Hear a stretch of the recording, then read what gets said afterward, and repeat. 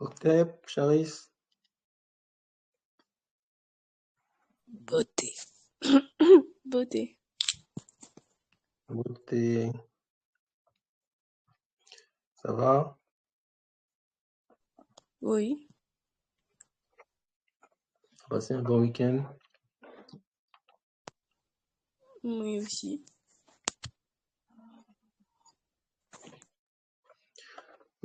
Alors les autres sont pas encore là, on va attendre 2 minutes.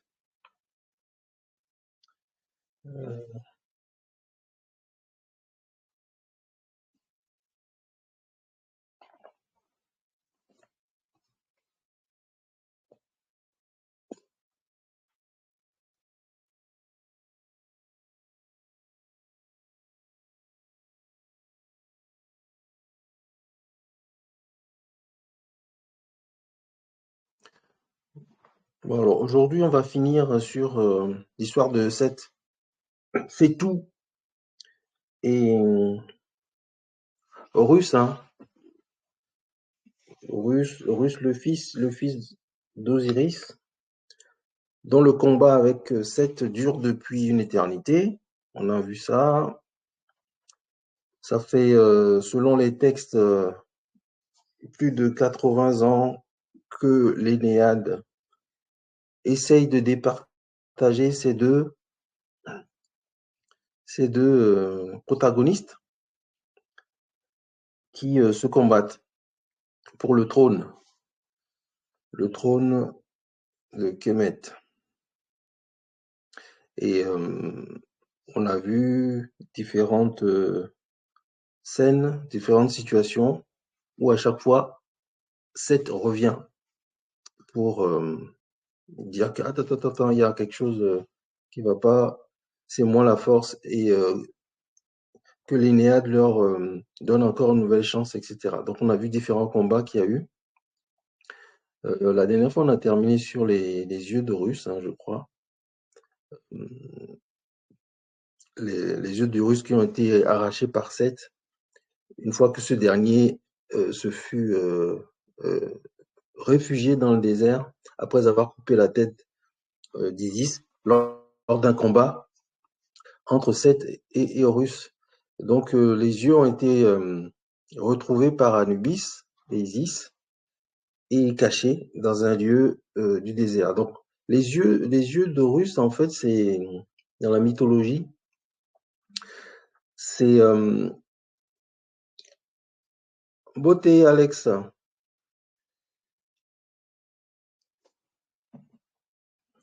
Les yeux d'Horus, je disais, c'est considéré comme des yeux protecteurs dans la mythologie.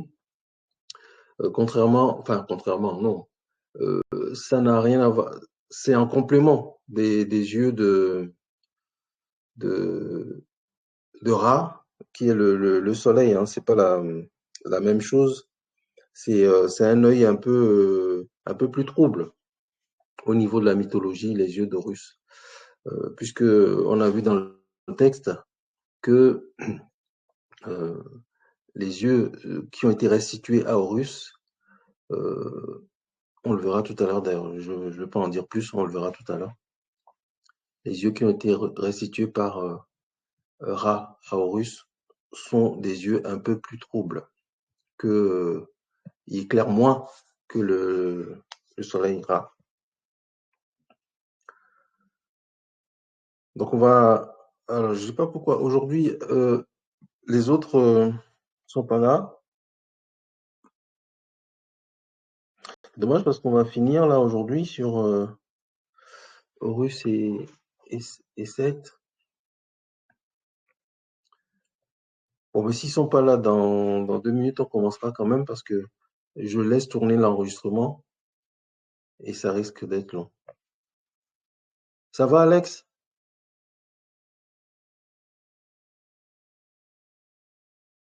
Ton micro est coupé, Alex. Ah oui, d'accord. D'accord. Ton frère est là ou pas? Oui, mon frère, il est là, il faut juste qu'il se connecte. D'accord. Ok. On va attendre. Eden n'est pas là. Eva non plus. D'accord. Ndakawili.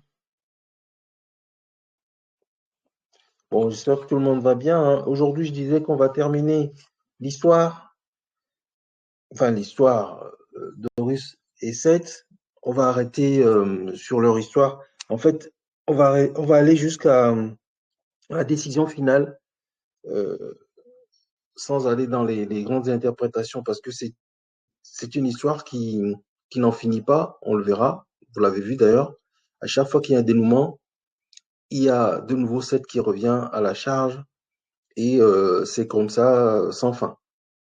Donc, on a fini par les départager, on verra comment, mais dans la logique, Seth revient toujours pour réclamer le trône. Donc, c'est conceptuellement, ça veut dire que c'est une histoire sans fin. Hein, c'est ce que ça induit, c'est ce que ça introduit en fait. Le fait que il y a toujours le côté un peu sombre qui vient perturber un ordre établi. Voilà ce que ça veut dire cette histoire. Donc on était sur les yeux d'Horus qu'on a terminé. Et bon, ben, comme il va être le 11h07, je vais quand même démarrer. Alors vous ne voyez pas mon écran, je vais peut-être le partager. Vous voyez mon écran ou pas? Est-ce que je l'ai partagé? Pas encore. J'ai pas partagé mon écran.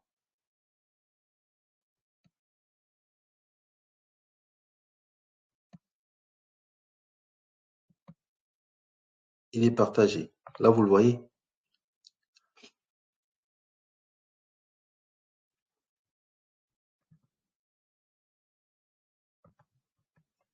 Ouais, vous voyez l'écran partagé là?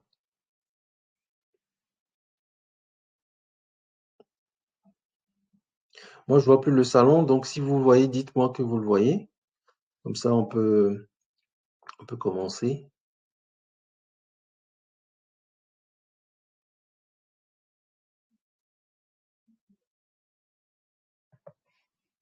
Ah, je vous entends pas, hein.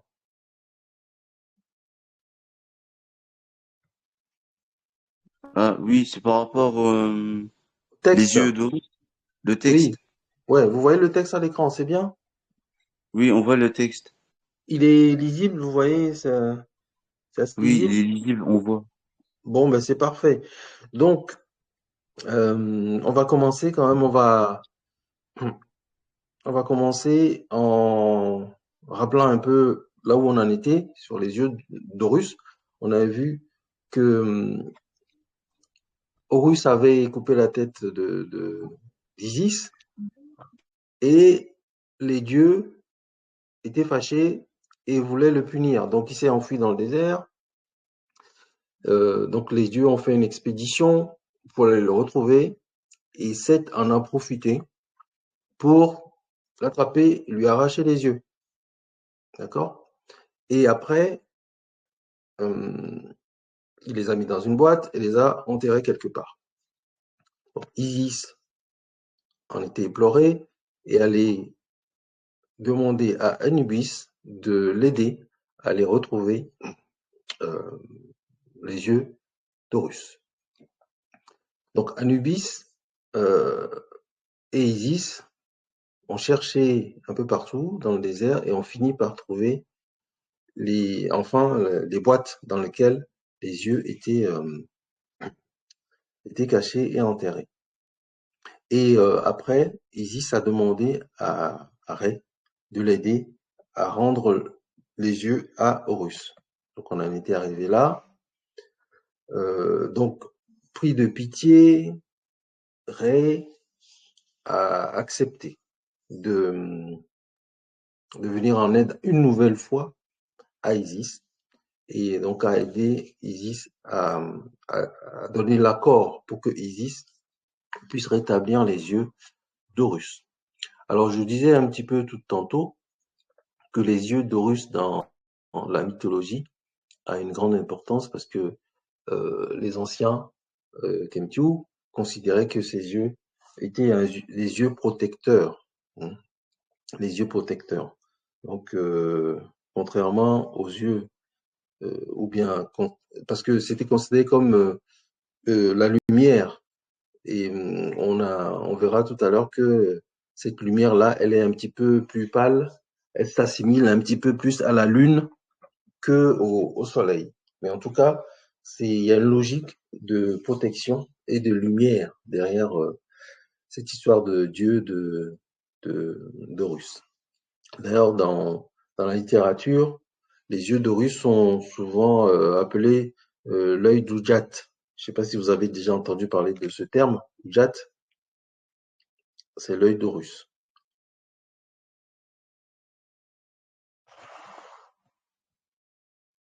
Ça va? Alors, je ne sais pas qui est là. Il y a beaucoup plus de monde déjà. Donc, on va commencer et on va continuer donc la lecture. Est-ce que quelqu'un veut lire aujourd'hui ou je continue à lire?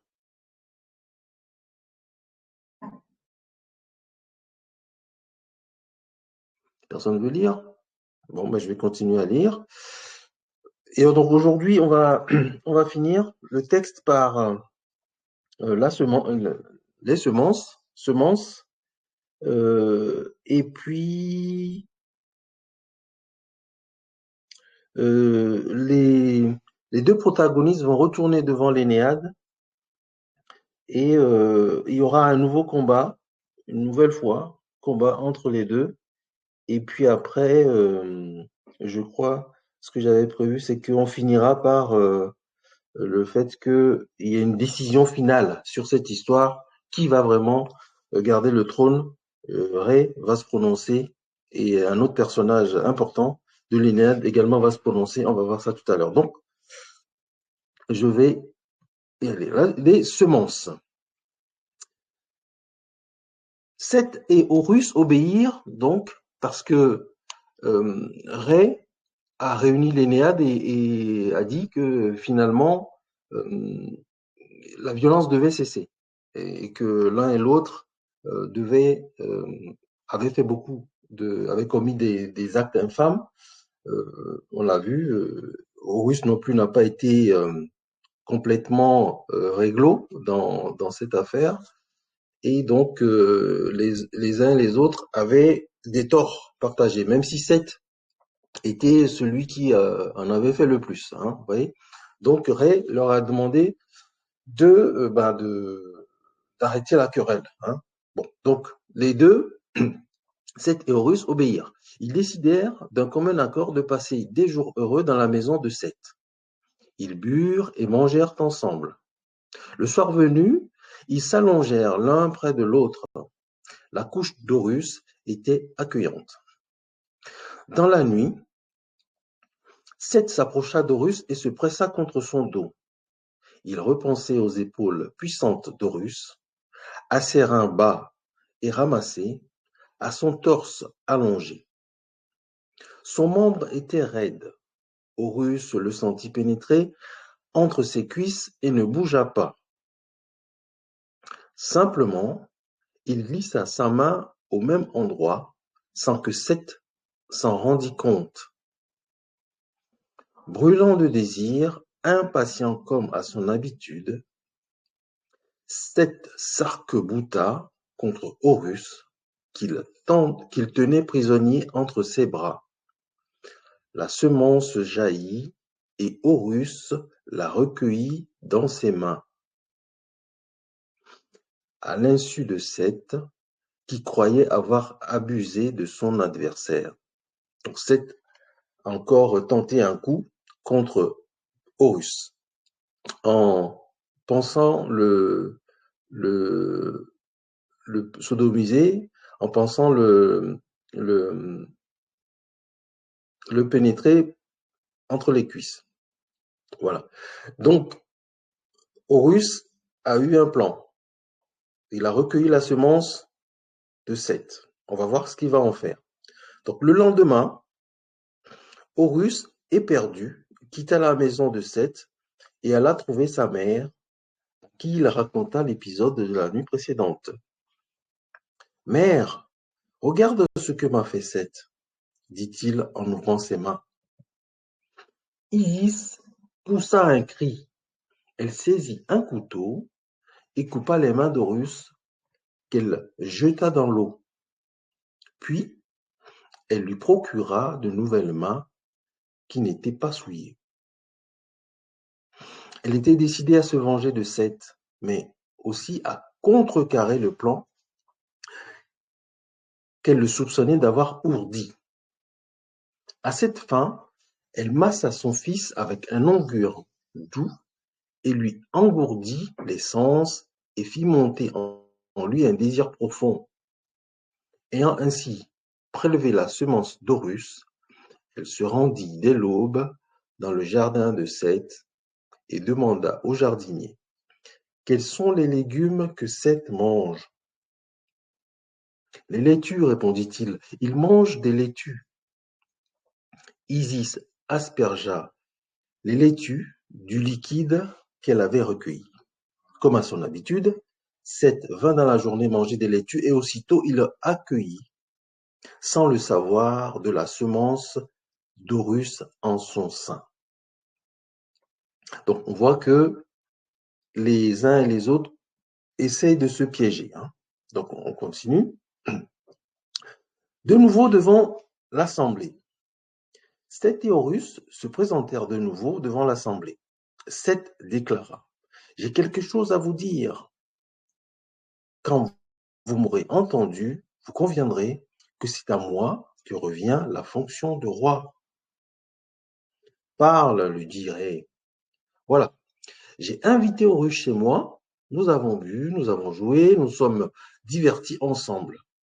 Dans la nuit, j'ai pris le rôle de mâle et j'ai dominé Horus qui ne m'a pas résisté.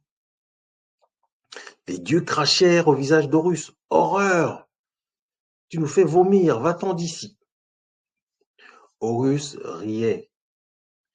Je fais le serment devant vous, les dieux réunis, que ce que dit Seth est faux.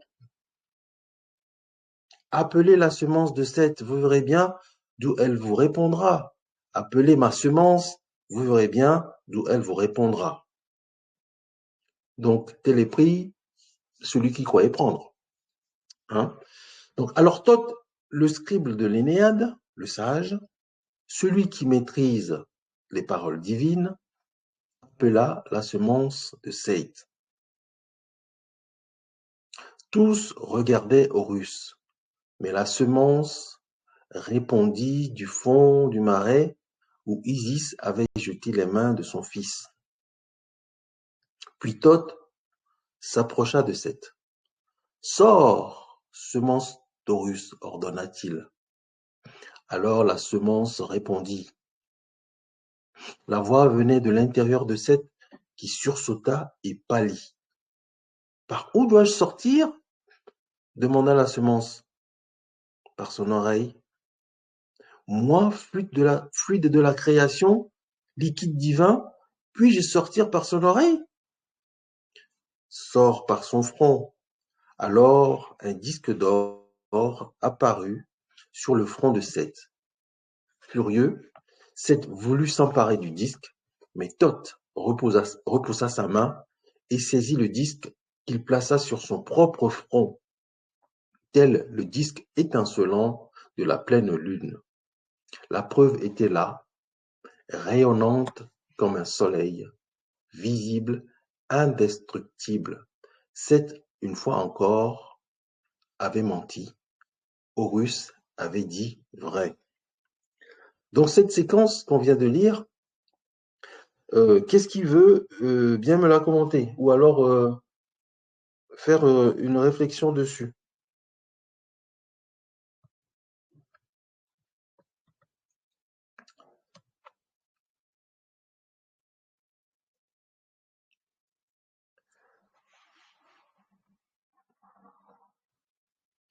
Alors, personne?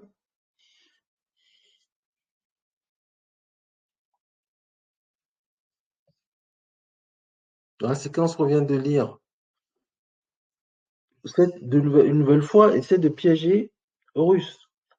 Mais Horus à son tour, avait plus d'un tour dans son sac, hein.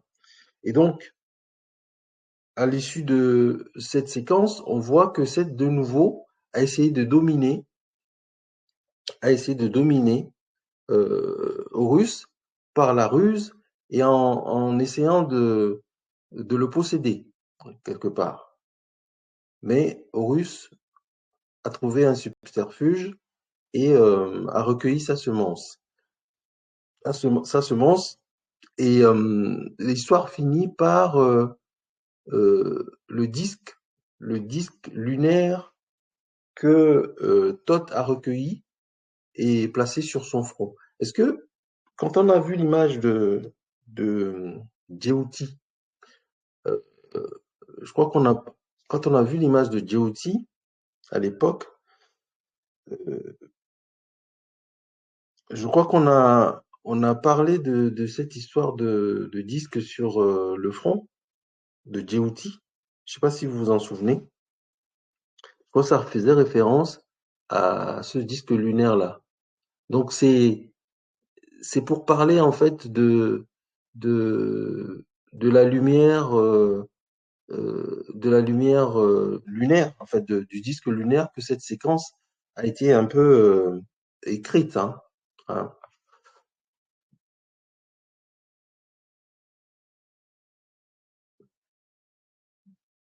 Donc bon, ça ne vous inspire rien, donc on va continuer. Si vous n'avez pas de remarques particulières, on va continuer. Donc Seth avait encore une fois menti. On pourrait compter le nombre de fois que Seth a menti, d'ailleurs. Il y a différents moments où Seth a voulu dominer Horus par tous les moyens. Donc, Seth avait encore menti. Alors, la séquence du bateau de pierre, on va regarder rapidement ce que ça renvoie. Les dieux dirent en chœur, Seth a menti, Horus a dit vrai, Seth a tort, Horus a raison. Un râle de colère s'échappa des lèvres de Seth. Horus a tort, Seth a raison, accordez-nous un dernier défi. Sortons et construisons chacun un bateau en pierre. Nous ferons une course sur le fleuve et celui qui arrivera en premier deviendra roi. Donc on voit que Seth ne lâche jamais l'affaire. Quelle que soit la situation, il essaie toujours de trouver un combat, une ruse, un défi pour venir à bout d'Horus. Il n'y arrive pas, mais à chaque fois, il essaye. Donc on voit qu'il vient de proposer un nouveau défi. Qu'est-ce qui va se passer? Horus se retira sous les arbres, à l'écart de tous. Il abattit des arbres et construisit un bateau en bois. Puis il l'enduit de plâtre et, le soir venu, le mit à l'eau. Seth arriva et vit le bateau d'Horus. Voyant qu'il flottait et pensant qu'il était en pierre, il gravit la montagne et tailla un bateau dans un bloc de pierre. Il descendit le bateau jusqu'à la rive et embarqua.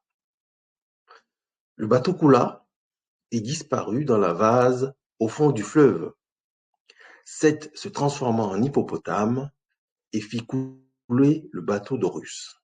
Mais Horus avait saisi un harpon, il frappa dans l'eau et atteignit Seth. Les dieux s'interposèrent. Ne frappe pas Seth, ordonna-t-il à Horus.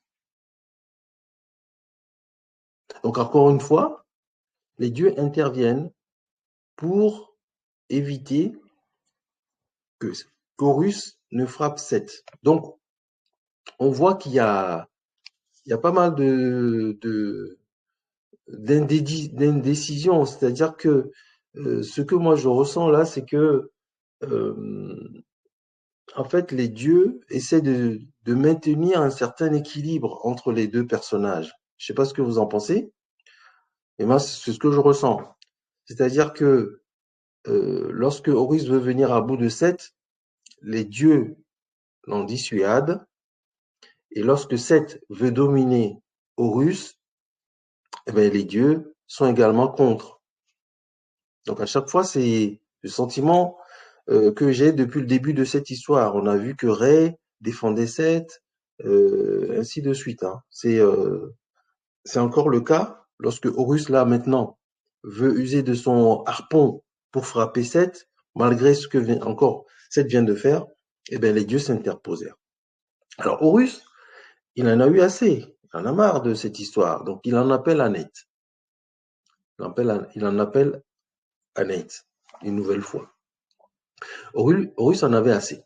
Il prit un bâton et descendit le fleuve jusqu'au sanctuaire de Neit. Il lui dit, Mère divine, fais que ce combat cesse enfin. Voilà plus de 8 décennies que l'Énéade nous juge, qu'elle prend des décisions, puis ensuite qu'elle prend des décisions pour ensuite refuser de les appliquer. Chaque fois, l'Assemblée a jugé que j'étais le vrai roi, et chaque fois, Seth a obtenu un répit.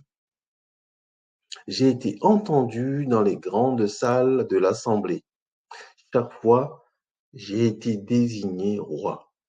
Mais Horus n'obtint pas de réponse. Donc Net n'a pas répondu aux sollicitations d'Horus. Thoth, donc Djéouti, par contre, lui, en appelle à Osiris.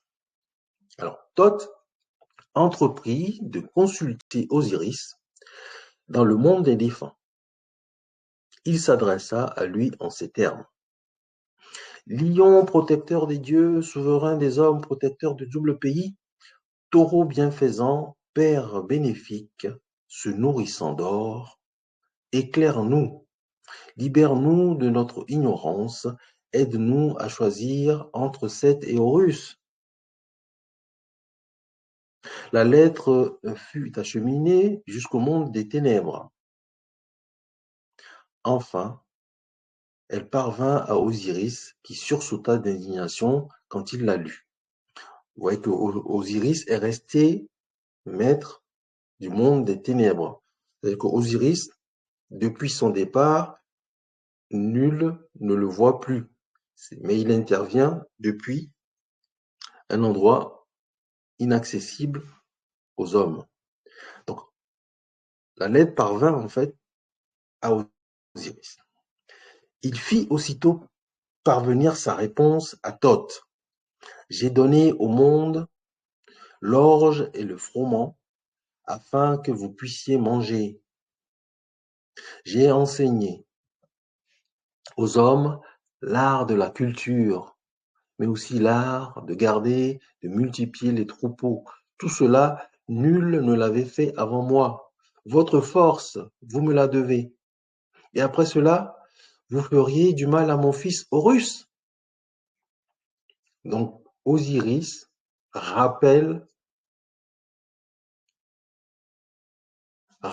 que c'est lui qui a apporté, entre guillemets, la civilisation. Il a apporté aux hommes l'art, la culture, l'agriculture, on l'a vu ça. Et il s'insurge sur le fait que, malgré tout ce qu'il a apporté aux hommes, ils s'en prennent à son fils. Donc le message arriva, et donc Thoth lut la lettre d'Osiris à l'Assemblée. Ré tressaillit de colère. N'est-ce pas lui le soleil, la source de toute vie, la vigueur du monde, de toute la prospérité de la terre? Sans le soleil, point de jour, point de vie. Écris ce que je vais te dicter, ordonna-t-il. Réponds à Osiris que même s'il n'avait jamais existé, tout cela aurait été, car je suis le Dieu des dieux, le soleil tout-puissant. Donc Ré rappelle que sans lui, c'est plutôt sans lui que rien n'aurait été, puisque sans le soleil, pas de vie. Osiris répondit, certes, le monde où tu règnes est grand et beau, Mais la justice s'en est retirée pour s'enfoncer dans l'autre monde, celui d'être redouté de tous, y compris de vous, car ils arrachent les cœurs et ne craignent pas les dieux. Voulez-vous que je les fasse monter dans le double pays? Voulez-vous que je vous renvoie tous ceux dont le cœur déséquilibrait la balance de la justice? Ceux qui ressemblent au souffle brûlant de Seth venu du désert et qui flétrit les vignes, dessèche les canaux ou flotte sur le dos ou flottent sur le dos les poissons morts et les cadavres d'oiseaux, car ce sont ceux qui volent le grain des greniers au lieu de le partager, ceux qui empruntent la voie tortueuse du mensonge au lieu du droit chemin de la vérité. Est-ce que est-ce cela que vous voulez?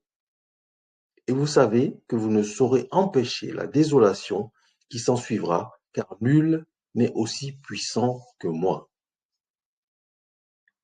Donc Osiris rappelle à l'Énéade, rappelle à l'Assemblée que il a le pouvoir en fait de retenir dans le monde de l'au-delà ceux qui viennent, pour résumer, ceux qui viennent semer le trouble dans le monde dans lequel ils sont. Donc il a ce pouvoir-là de retenir dans le monde des ténèbres les cœurs déséquilibrés, les cœurs qui ne viennent pas déséquilibrer la balance de la justice. C'est-à-dire que Osiris se bat dans l'au-delà pour que l'équilibre sur la terre règne. C'est ce que ce texte, ce paragraphe induit. Donc il a raison, murmurèrent les dieux. Nous lui devons tant. L'assemblée se rendit donc de nouveau dans l'île du milieu. Horus avait gagné. Seth fut déclaré coupable. Aton ordonna qu'on lui attachât un pieu au cou. Il était condamné. Alors Rê, qu'il avait toujours soutenu, approcha de lui et lui ôta le pieu infamant. Qu'il vienne avec moi dans mon royaume d'en haut. Là, il rugira dans le ciel et tous auront peur de lui. De son regard noir, les ténèbres. Il m'aidera à combattre le serpent Apophis. On dit aussi qu'il fut condamné pour toujours à porter Osiris, comme les ennemis du roi liés sur le socle de son trône.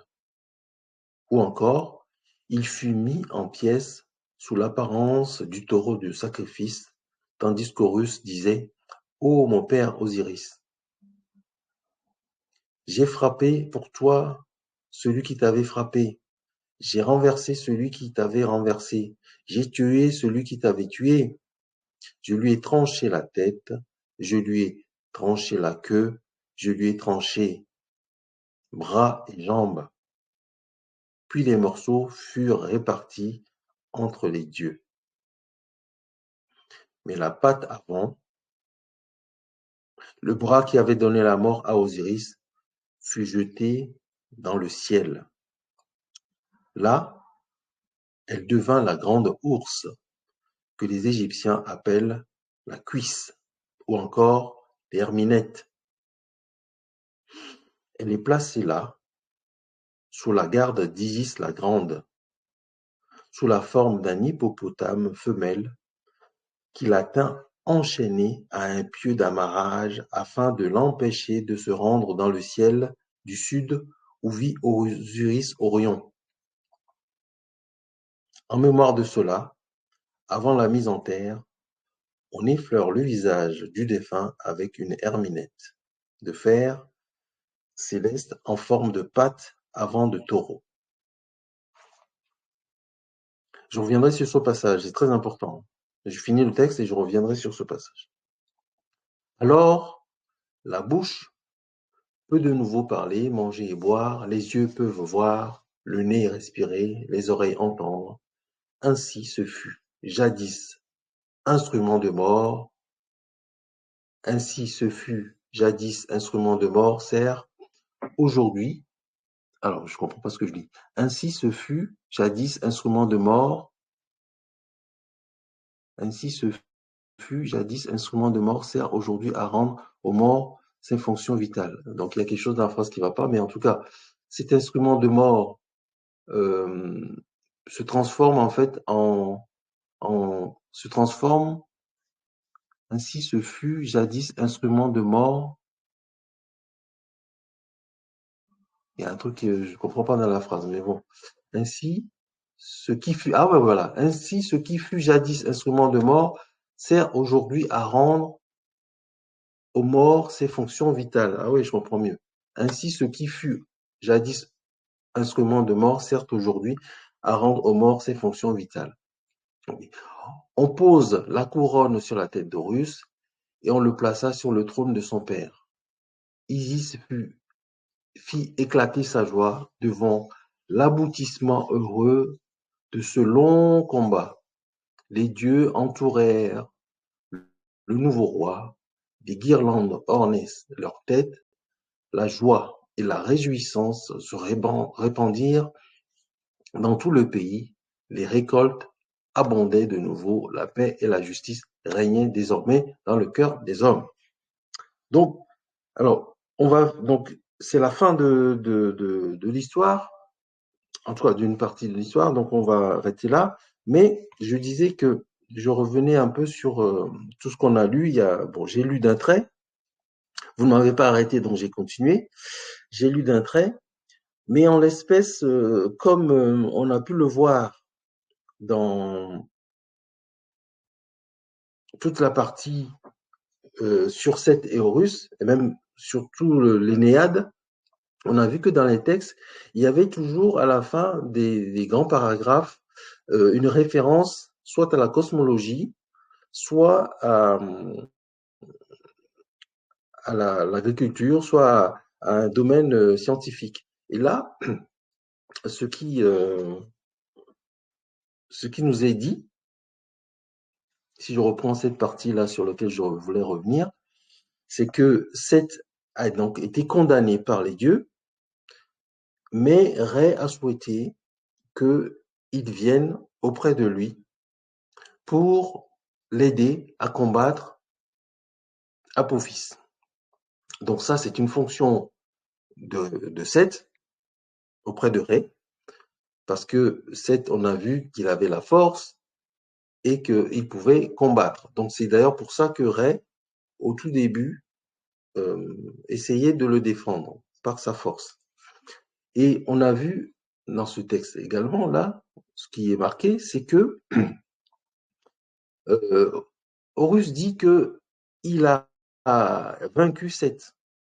Il a démembré, comme Seth avait démembré son père, il lui a coupé différents morceaux, mais la patte de Seth, la patte avant de Seth, qui a servi à abattre Osiris, a été également tranchée. Et cette patte avant-là a été jetée dans le ciel et forme la grande ours. Et donc, je ne sais pas si quelqu'un d'entre vous a déjà entendu parler de la grande ours. Oui, moi j'ai entendu parler. Tu as déjà entendu parler de la grande ours? On va regarder ensemble ce que c'est que la grande ours. Et donc, c'est quoi exactement la grande ours, Charis? C'est dans le ciel, Mhm. la nuit, des étoiles Oui, font un dessin, oui. une casserole, et du coup, bah, c'est la grande rôle, la grande ours. Ah ben, c'est super ça. Alors, je vais regarder la grande ours. Écoutez, je vais vous Il y a partager. aussi la petite ours. Et aussi la petite ours, tout à fait. Alors, je vais vous partager mon écran et on va regarder par rapport au texte ce que dit la grande ours. Alors, moi, j'ai regardé là. Bim. Vous voyez mon écran? Oui. Vous voyez mon écran? Oui. Alors, le texte nous dit que on a jeté la patte avant de s'être dans le ciel et ça ressemble, ça correspond à la grande ours. Donc moi, quand j'ai tapé grande ours sur Google, voilà les images que je vois. Donc là, c'est effectivement, je sais pas, ça ressemble à une patte, ça, ou pas? Non, comme ça ressemble à une casserole. Ça ressemble à une casserole, effectivement. Mais bon, mais alors la grande ours, moi je l'ai jamais vue. Après, c'est ceux qui sont férus d'astronomie et d'astrologie euh, peuvent essayer d'observer dans le ciel, mais en l'occurrence, euh, ce que le texte nous dit à la fin, si je prends cette image-là, bon, donc ça veut dire que les anciens Égyptiens avaient l'habitude de regarder les constellations d'étoiles et donc d'essayer de décrypter le ciel. Et quelque part, donc dans le texte qu'on vient de lire, sur la fin, donc cette grande ours-là qui est en vert, là, qu'on voit là, eux, ils considèrent que c'est un peu la patte de Seth, quoi. C'est ce qui est mis dans le texte, hein. Et donc, ils ont pu repérer la grande ours depuis l'Antiquité, hein, depuis euh, les textes anciens, les textes des pyramides, il y avait ces notions-là dans les textes, hein. Donc, c'est pour ça que quand on lit comme ça une mythologie, quand on lit des allégories comme ça, il y a toujours un sens caché. Donc nous, on lit le premier sens comme ça, mais derrière, il y a toujours un sens caché, un sens euh, scientifique caché.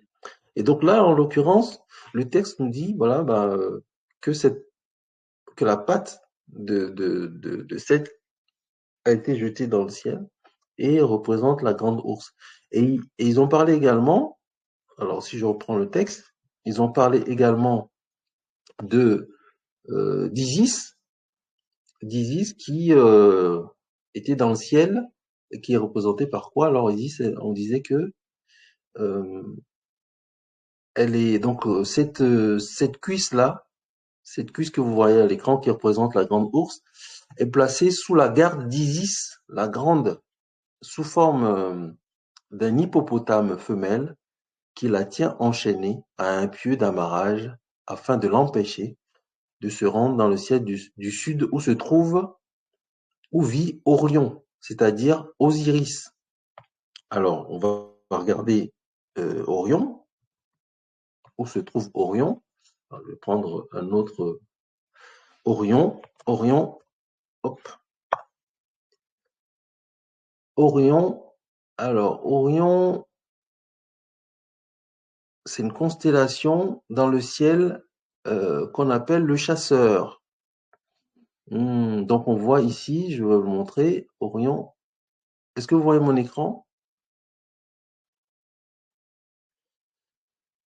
Voilà, Orion, c'est ce qui est en vert, là, c'est la constellation d'Orion. Et elle est associée à Osiris.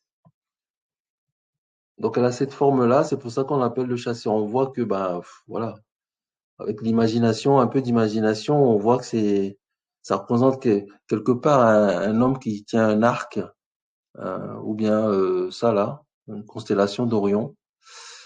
Donc Orion est associé à Osiris et la grande ours associée à Seth.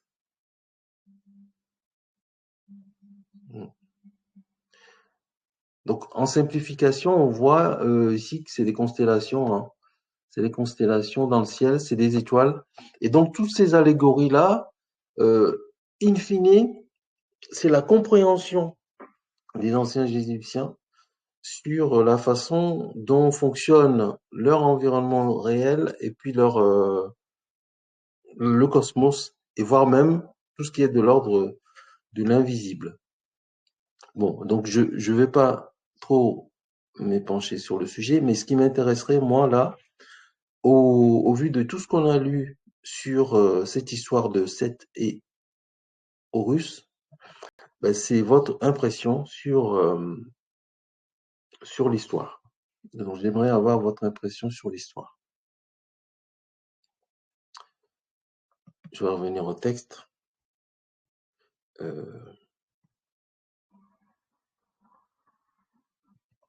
Alors, qu'est-ce qui veut prendre la parole sur l'histoire de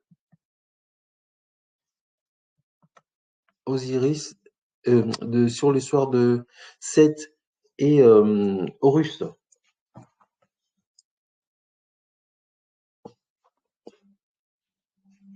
Mais j'ai l'impression que les dieux, ils ont,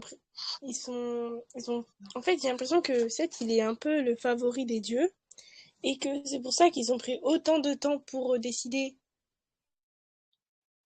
Mhm. Donc, pour toi, Seth, alors, ils ont du mal à trancher, et donc Seth, tu as l'impression, hein, que Seth est le favori des dieux. Parce que normalement, ils auraient dû trancher depuis longtemps, quoi. C'est ça. Oui, et ils ont été obligés de demander à Osiris, qui est dans l'au-delà, de décider pour eux. Hmm. Ok, ben intéressant. Alors, donc alors ça c'est les faits, peut-être qu'on l'a lu, effectivement, l'Énéade n'a pas réussi à trancher dès le départ. Donc, soit il s'en référait à Ré, soit il s'en référait euh, à, à Nate. Donc, en tout cas, il cherchait à avoir un appui de quelqu'un d'extérieur au groupe, en fait, à l'assemblée. Et in fine, comme on vient de le voir, c'est Osiris qui a tranché. Ré s'est insurgé, mais c'est Osiris qui a tranché. Donc ça veut dire que Osiris a une importance capitale dans les décisions, dans la décision finale. Hmm.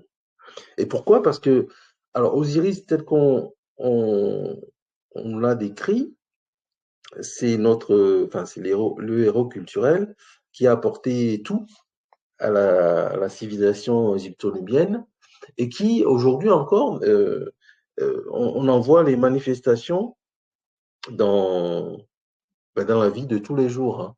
Donc, ça veut dire que, de ce que tu dis, c'est Osiris qui nous aide à prendre nos décisions. Oui, Si je fais un raccourci,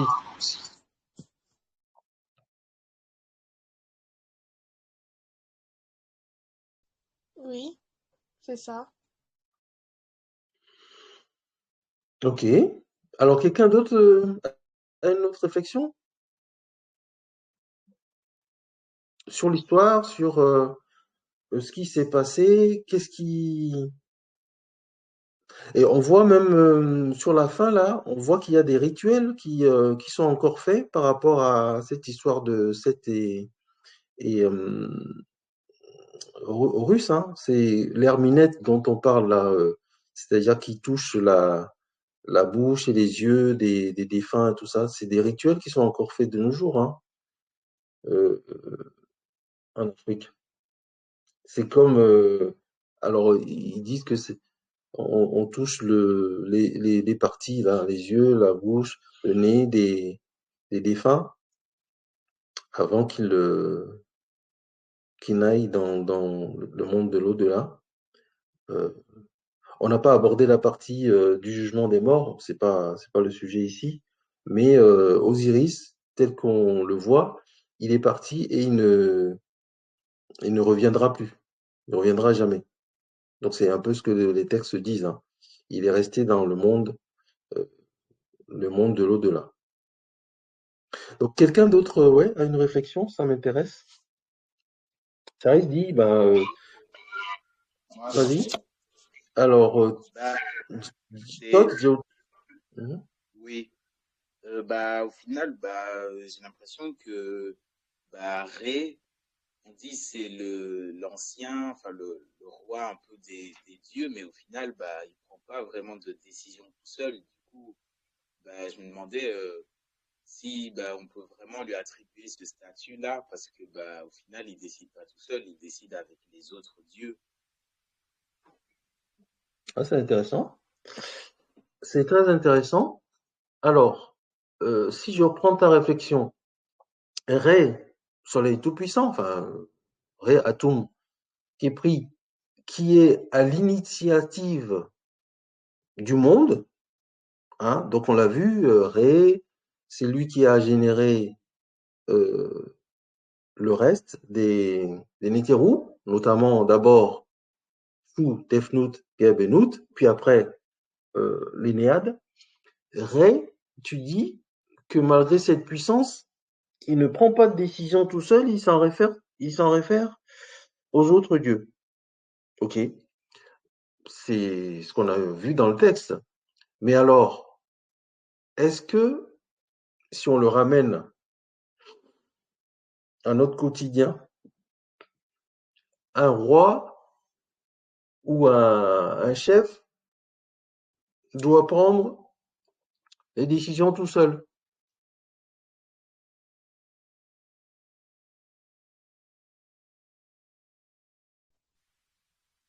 Je sais pas trop. Ah ben, c'est une vraie question. Donc, est-ce que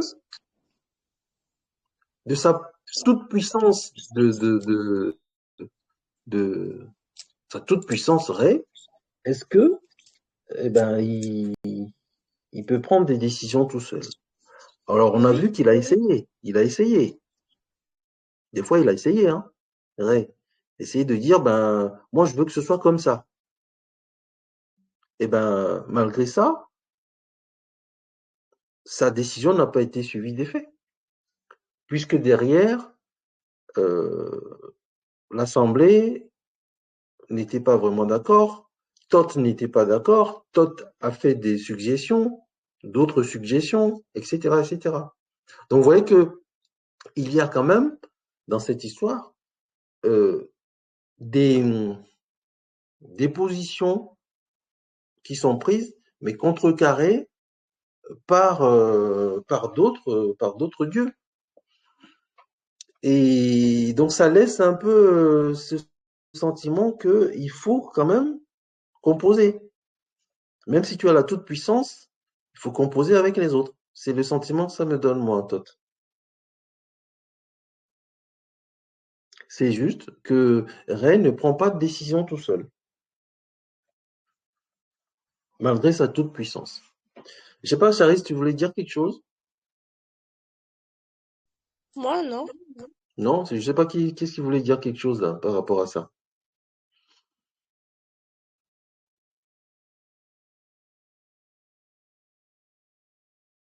Ok, une autre réflexion par rapport au texte? Parce que euh, le texte est vraiment, on l'a survolé, hein, vraiment, j'ai pas voulu traîner trop dedans, mais on a survolé, mais c'est vraiment riche d'enseignements.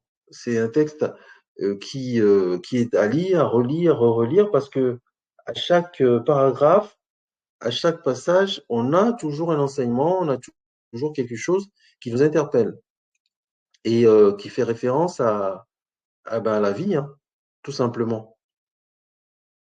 À la vie, mais aussi il y a des notions philosophiques, des notions, voire même, on a vu aussi des références un peu cosmologiques ou, ou des références liées à, à l'organisation euh,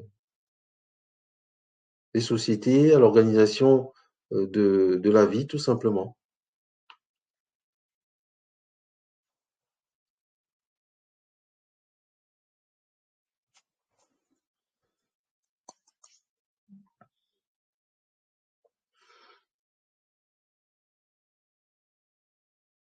Alors, donc, est-ce que l'histoire, quand même, vous a plu?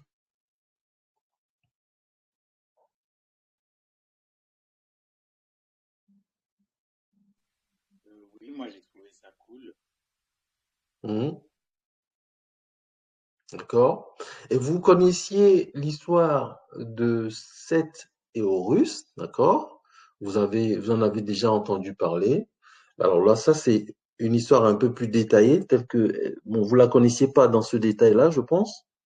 Là, on l'a lu quand même, ça fait 4, 5 séances qu'on lit des textes sur ça. Donc, on l'a lu un peu en entier, quelque part. Euh, donc, bon, ça, vous dites que c'est cool, donc toi, tu dis que c'est cool. Mais donc, les enseignements que l'on peut en tirer sont nombreux. Donc, on va pas les évoquer tous aujourd'hui, mais je pense que dans la suite de ce qu'on verra, on aura forcément toujours une référence au texte de l'Énéade, parce que c'est la base de la transmission de la connaissance que les anciens Égyptiens ont donnée au monde, en fait. Et il y a plein de choses qu'on a survolées, hein, même au niveau des Nétérous, des dieux. C'est-à-dire que Isis, on l'a survolé, on a survolé même Seth, on l'a survolé, Osiris, on l'a survolé. Vous voyez, donc, mais c'est fondamentalement, on retrouvera des éléments qui font référence à ces textes-là. Parce que c'est les textes les plus anciens qui parlent du fonctionnement du monde, quelque part, de la création du monde, du fonctionnement du monde. Et aujourd'hui, même en Afrique actuellement, les, les mythologies, les, les allégories, les contes que l'on trouve ça et là dans certaines régions ont toujours des, des similitudes. Parce que en Afrique subsaharienne, on a la même vision du monde. Quand vous lirez l'histoire de Sundiata Keita, eh ben, il y a des parties qui renvoient à Osiris. Vous voyez? Quand vous verrez au Congo, au Cameroun, au, au, au Bénin, etc., quand vous vous intéresserez un petit peu aux mythologies des différents peuples, vous verrez qu'il y a une vision du monde qui est, quand vous lirez des choses, par exemple, sur les Dogons, vous verrez qu'il y a une vision du monde un peu similaire. C'est ça qui est intéressant dans ce qu'on vient de lire. Donc ce n'est que, je, je veux dire que pour utiliser un terme trivial, on vient juste d'ouvrir un petit côté, hein, dévoiler juste une petite, toute petite partie euh, de la cosmogénèse négro-africaine. D'accord? Donc voilà.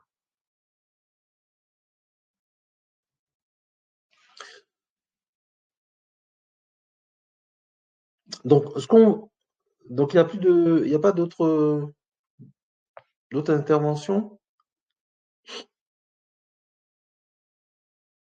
Alors, s'il n'y a pas d'autres interventions, ce que je voulais faire à l'issue de ce texte-là, depuis quelque temps qu'on travaille sur ben, les dieux de l'ancienne Égypte. Vous vous souvenez, on a commencé par Sekhmet.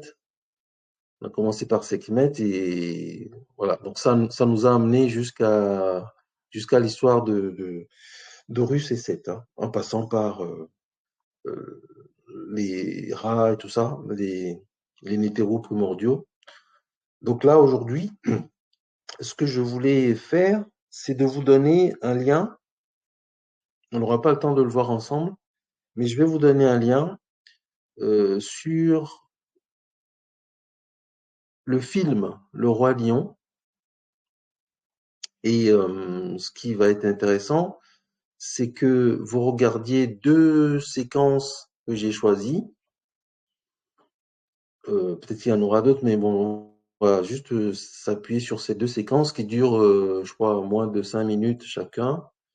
Et l'exercice pour la prochaine fois, ça va être de lister, vous allez noter tout, vraiment tout ce que vous verrez dans ces 2 extraits qui vous rappellent la cosmogénèse héliopolitaine.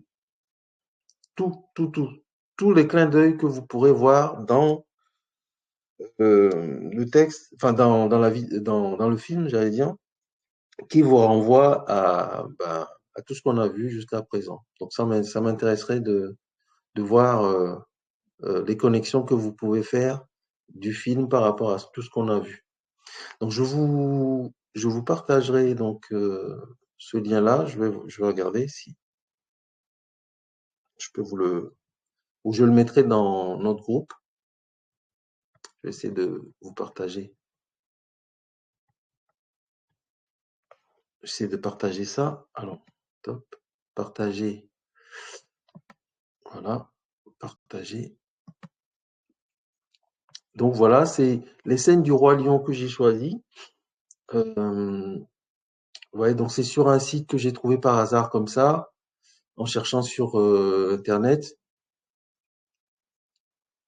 C'est un site qui s'appelle Toki Vidéo et j'ai trouvé dessus le Roi Lion en version française. Et alors j'ai sélectionné la séquence de 1h09 à 1h14, c'est-à-dire le moment où on annonce le retour de Simba, d'accord? Et puis une autre séquence de 1h33 à 1h44, et donc le retour de Simba réellement et le combat de fin entre Simba et comment il s'appelle déjà dans c'est Scar, non? Je sais plus. Scar. Dans Scar, voilà, Simba et Scar. Vous voyez?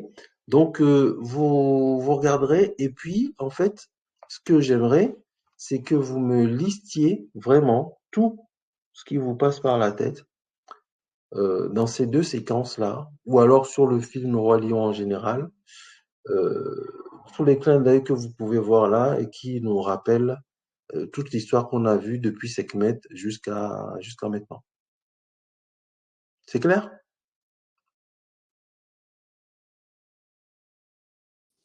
Oui. C'est clair. Ok, bah écoute, je vais copier ça, ce lien-là, je le mettrai dans notre groupe. Et je pense que vous pourrez cliquer dessus et regarder et me faire l'exercice. Il faudra le faire sérieusement hein, quand même, hein, d'accord? Il faudra vraiment regarder les séquences et puis lister hein, vraiment tout ce que vous avez pu, tout ce que vous pouvez associer avec l'Énéade d'Héliopolis. Donc voilà. Ok, bah écoutez, est-ce qu'il y a d'autres interventions sur le texte de Russe contre 7?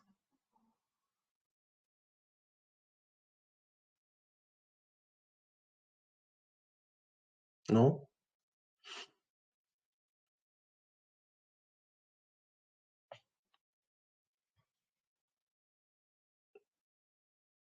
Tout va bien? Ok, bah écoutez, s'il n'y a pas d'intervention, je vais vous libérer là pour ce matin.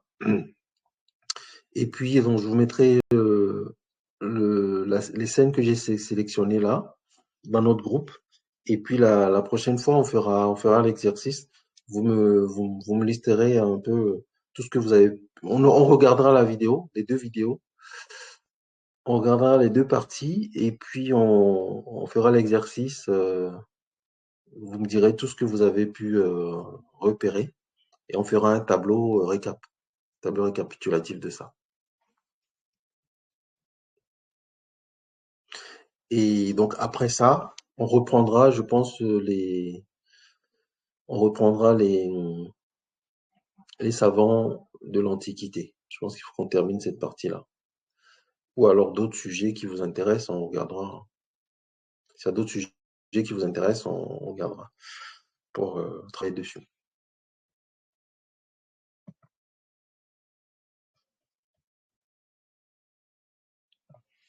Donc ça va tout le monde. J'ai pas entendu les autres aujourd'hui. Naïli, Janiya, Alex, Willy, Jaden, j'ai pas eu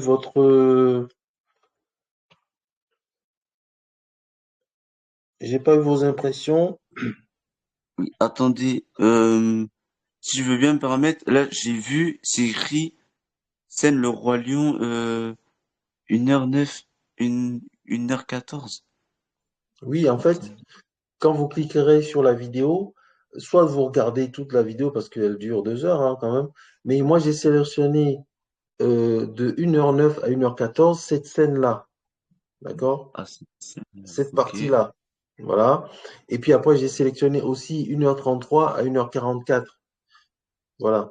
Si vous voulez, je pense je peux regarder hein, si je vais essayer de voir, Ah, bien sûr, oui. voilà. Donc vous regarderez. euh, Oui, on regardera. Soit vous regardez toute la vidéo, soit vous regardez, voilà, partie, cette partie-là, Ok. quoi. Vous comprenez? Voilà. Oui, donc sinon, euh, par rapport à ce qu'on a vu, Alex. Ben, attends, du coup, par rapport à ce qu'on a vu, ben, moi j'ai trouvé ça intéressant et du coup, ce que je voulais dire, c'était que, enfin, qu'on voulait plus enfin, qu'on voulait plus d'explications par rapport à, que ça soit, comment il s'appelle? Sept. Euh, oui, par rapport à lui, et aussi il y en a un autre, je crois Osiris, c'est par rapport, oui, voilà, par rapport à Osiris. toi, tu voudrais plus d'explications par rapport à ces personnages-là? Oui, voilà. Oui. Bah, c'est vrai que, bon, on peut aborder d'autres aspects d'Osiris, hein, voire même de Seth, hein, mais parce que moi, j'ai des dossiers sur eux, hein. Enfin, j'ai d'autres approches que des chercheurs ont fait, hein, des chercheurs africains ont fait sur eux, hein. Mais c'est vrai que ça nous amènerait loin, hein. Ça nous amènerait loin. Je Oui, connais oui. par exemple, euh, Dibombari Mbok, je sais pas, je vous en ai déjà entendu, je, ne vous a- je vous en ai déjà parlé. Il a fait un travail sur Osiris. Il a écrit tout un bouquin sur le dieu Osiris, le dieu noir. Et c'est un bouquin qui fait plus de 600 pages. Oui, donc c'est assez dense. Osiris, en fait, comme on dit, c'est le héros culturel. Il est dans tout. Il est dans tout. C'est parce qu'en fait, il représente tout, en fait, Osiris. Et c'est vrai que, et pareil, Seth aussi, c'est un personnage très, très important de la mythologie. Il fait le rôle du méchant, c'est certes, mais il est vraiment très important. Alors, on y reviendra, c'est certain, donc je note, hein, on y reviendra.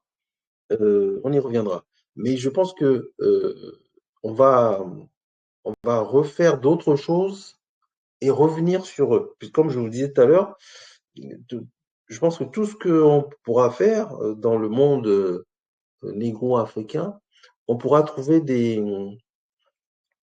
connexions avec Osiris de toute façon, ou de la cosmogénèse kamite, parce que quand je prends le, les textes aussi de Omotunde, Kalala Omotunde, l'Osiris Kalala Omotunde, il a beaucoup écrit sur notre cosmogénèse et on retrouve dans ses écrits aussi des choses qu'on a déjà vues. Vous voyez, on est rentré par Sekhmet, mais on a bien vu que Sekhmet, elle prend différentes formes. Elle est la méchante à un moment donné, elle devient à tort à un autre moment donné, quand elle est gentille, elle devient basse-tête, elle peut être, vous voyez, Isis, quand on prend Isis, ben Isis, elle a des attributs, mais elle prend plein d'autres formes. Et donc, il y a une imbrication entre les personnages. C'est ça qui est intéressant. C'est-à-dire, quand vous mettez le doigt dedans, vous n'en sortez plus, en fait. Ben, ok, ben, je note ton désir d'en savoir plus. On regardera ce qu'on peut faire pour répondre à ça. Ok. Alors, Jaden, tu veux dire quelque chose?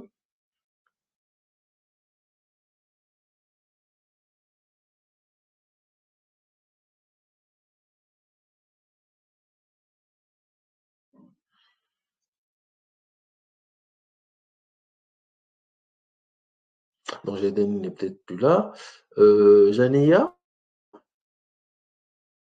Oui. Ah oui, excuse-moi, mon micro a bugué. Je disais, Ah, ouais, d'abord ben Jaden. moi, j'ai trouvé ça intéressant comme d'habitude. Hein. J'ai pas vraiment de grande analyse à faire. D'accord. J'ai trouvé ça intéressant. Ok. Et Janeya? Bah, en vrai, c'était intéressant. Et bah, c'est tout.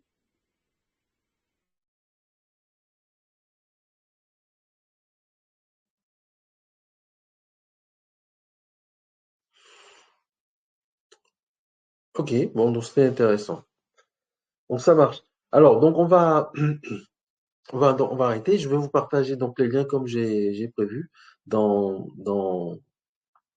notre groupe et puis vous me ferez l'exercice pour dimanche prochain. Mais sur ce, je vous souhaite bon dimanche, bon après-midi et bonne semaine. Merci, au revoir. Au revoir, Mbote. Au revoir. Bon dimanche. Nyadogo. Au revoir. Bon dimanche.